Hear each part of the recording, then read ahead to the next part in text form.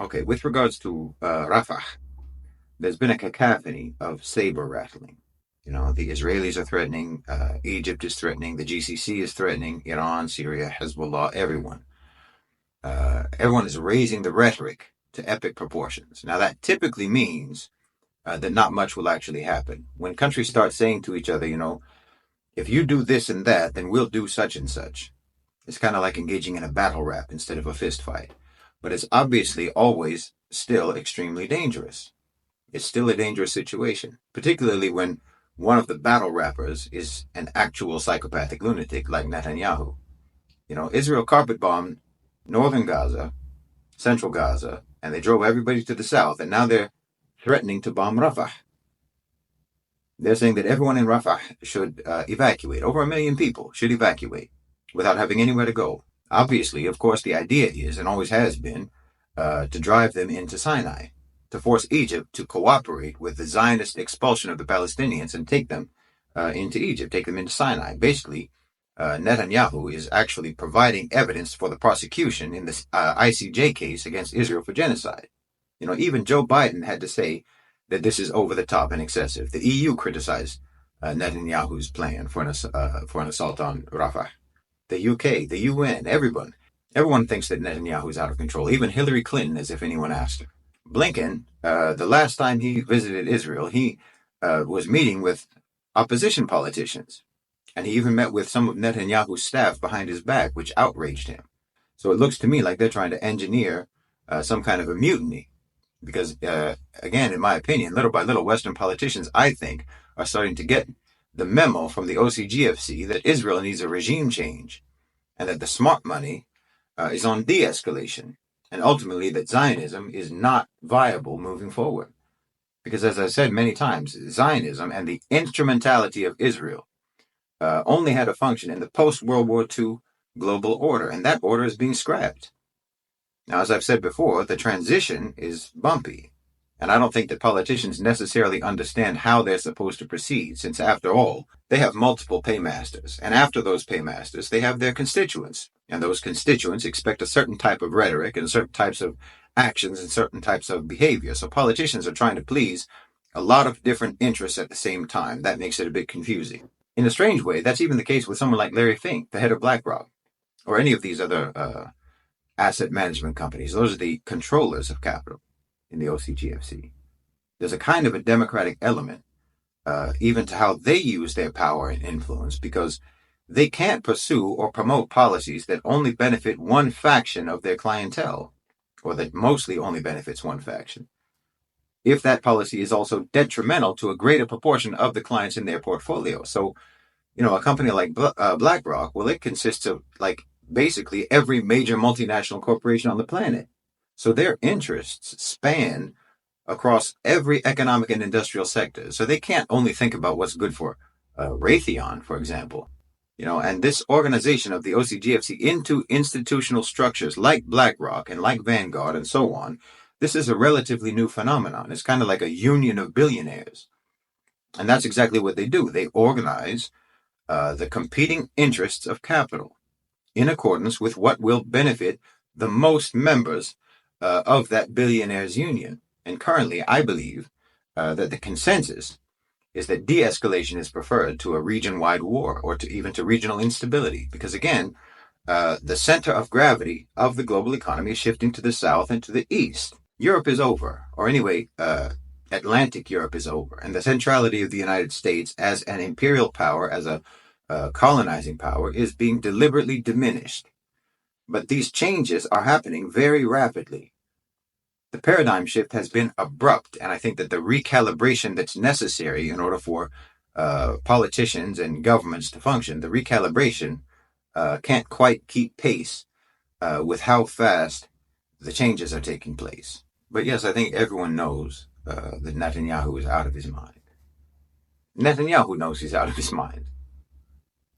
And that's because he's desperate. He's desperate, for one thing, because everything that he built his political career on, his persona, his whole existence, doesn't work anymore. It's like trying to put a floppy disk into a USB port. And on the other hand, I think he's looking at the real possibility of prosecution. Just like American politicians, and just like Larry Fink, he has multiple interests that he feels he has to serve, and he has to choose now which one will ultimately be able to protect him and prolong his existence in politics, or so he thinks, and keep him out of prison. And he's choosing the fanatic Zionist hardliners, and he's doing that not because it's the smart move, but because people always revert to their training and to their habits when they panic. They act on reflex. And the fanatic Zionist hardliners have always been his go-to supporters. So I think at least partially it's a reflex because it's clearly not the intelligent move. He's placating the hardliners, and he probably thinks that he's also sketching out an exit strategy for the war, which is something that has never been clear to anyone since October 7th.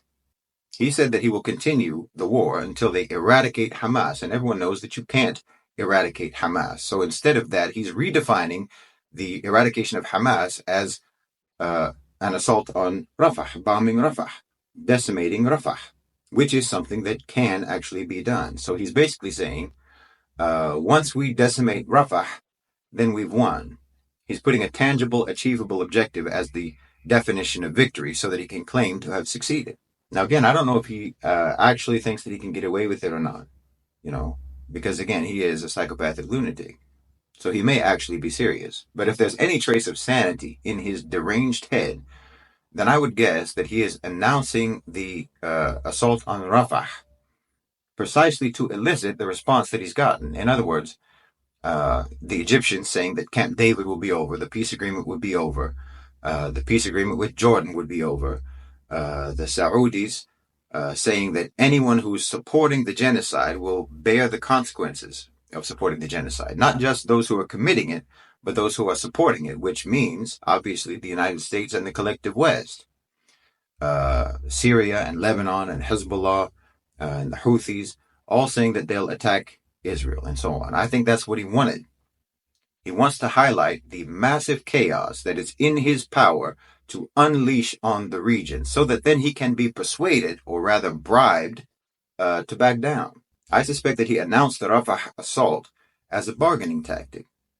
But I'll say it again, you never know, because Netanyahu is demonic. And Israel has made it a policy for decades to do unthinkable violence, specifically to create a perception of unpredictability. Their approach to security policy and foreign relations is modeled on Cypress Hill, insane in the membrane. What you talking about, SA? Don't you know I'm local? That's their approach to diplomacy. If you recall, one of the things that Blinken floated a few months ago was the idea of Egypt taking responsibility for security in Gaza, basically occupying Gaza on behalf of the Israelis. Sisi flatly rejected this proposal, but Netanyahu might be trying to force this into being, because those are basically the options. I mean, either Egypt will accept fleeing Palestinians into Sinai and thus become partners with Israel in the ethnic cleansing of Gaza, or they move into Gaza themselves and become an occupying security presence. I don't personally see Egypt entering a war with Israel. The entirety of BRICS strategy has been to contain the conflict as much as possible, to prevent the escalation of the conflict as much as possible. So I don't believe personally that Egypt will enter into combat against Israel. But if they do a full-scale assault on Rafah, that would probably result in the cancellation of all diplomatic and political relationship between Israel and Egypt. I think they would suspend that. I have talked before about the likelihood that, in fact, all existing peace agreements with Israel may be suspended. That there's a desire for them to be suspended, precisely so that they can be renegotiated on better terms. Negotiated through a process that does not include, or anyway, that sidelines the United States. So new peace agreements could be negotiated to the disadvantage of Israel. Peace agreements and so-called normalization, which will be dictated to Israel by BRICS, by the Muslim nations, and by the Global South. So if they do indeed proceed with an assault and an occupation of Rafah, I think that might actually happen. But again, it's an insane idea, and everyone is telling them so. I mean, you have an open case of genocide against you at the ICJ, and now you want to accelerate the genocide? literally bomb the last section of Gaza to which your bombing campaign since October 7th has driven people to seek refuge. And you're going to do that in front of everyone, in front of the world, and against the will of every country on earth, even your sponsor. It's maniacal. Reportedly, I saw that there's supposed to be a meeting on Tuesday, tomorrow, between Qatar, Egypt, the Israelis, and the CIA to try to seek a way to avert this threatened attack. And I guess we'll just have to wait and see how those talks go. But I think that the threats that have been made mostly are a tactic for influencing the tone and the objectives of these talks and of the political dialogue overall. It's hard for me to believe, really, that they're serious about proceeding. At this point, I honestly think that Netanyahu must be looking just for a deal that will give him immunity from prosecution, because at some level he must recognize that his political career is over. I mean, the only friends he has left, the Zionist hardliners, the only friends he has left are the type of friends whose friendship is contingent upon him fulfilling basically a suicide pact. Because here's the thing, the OCGFC don't bargain. Certainly not with politicians, not with states. They don't have to. Right now, I think people in Washington are trying to save their own careers. So they're trying to figure out how to get rid of Netanyahu. And Netanyahu is trying to save his own career. So he's trying to figure out a way how to not be gotten rid of. But at the end of the day, for both people in Washington and people in Israel, politicians and officials and so on, they're just trying to figure out how to satisfy the OCGFC without dissatisfying whatever other interests they are accountable to. But the OCGFC don't ask. They don't bargain. They talk in ultimatums. Paymasters don't have to negotiate with the people whom they pay. The only people that the OCGFC have to negotiate with are the public, the consumers, the market. Because whether you know it or not, you are their paymasters. They don't want you to know it, but it's true. And that's why your activism, your protests, and your demonstrations, and your boycotts, and so on, are absolutely crucial. Pro-Palestinian, anti-Zionist market behavior will determine the outcome of this conflict, pure and simple. This is the determining factor. You know, I just saw that sales for Unilever have plummeted in Indonesia because of anti-Israel boycotts and anti-Israel market sentiment. Okay, Unilever is one of the biggest companies in the world, and they're very focused on expanding their presence precisely in parts of the world that are pro-Palestine. So yes, the OCGFC can see that Zionism is a liability. Israel is turning the whole global South against the West and against Western business, which is going to make the transition to the global South, the pivot to Asia and to the global South, is going to make that go very badly for the owners and controllers of global financialized capital if they don't resolve this problem. I mean, you know, the only reason that Israel was ever supported was because it was good for business. But that's not the case anymore. And it's not the case anymore because the people made it that way. The people are taking their place at the table and they're moving the biggest and most powerful institutions in the world in the direction that they want them to go. Anything and everything that you do to influence the sentiments of the market, anything and everything that you do to send a message to business, to let them know that their profitability rests on whether or not they respond positively to your stance on Palestine will ultimately decide how this conflict goes. And if anyone tells you otherwise, well, they just don't understand how power dynamics work in the 21st century. If injustice and immorality are also unprofitable, then you'll start to see things change. You'll start to see things becoming more just and more moral. The dollars and pounds and the euros and the ringgits and the rupiah that you spend in the market, those are all ballots. And the cash registers are ballot boxes. And you better believe that those who are in power are reading the receipts. And they're starting to understand that our transactions are only going to be transacted upon the principle of no justice, no profit. Don't think that that's just a slogan. No, it's an oath. It's a vow. And if you keep to this oath, if you keep to this vow, and if you're truly interested in and committed to justice, then the private sector will see to it that you get it. Not because they care about justice, but because they care about profit. And you will have let them know that that's the only way that they can make a profit. And as I said, this is not only about your buying habits. but it's about overall market sentiment. So the more you do to establish that a pro-Palestinian stance is popular and prevalent, then business will respond, and politicians in Washington and in Tel Aviv will get their directions from that.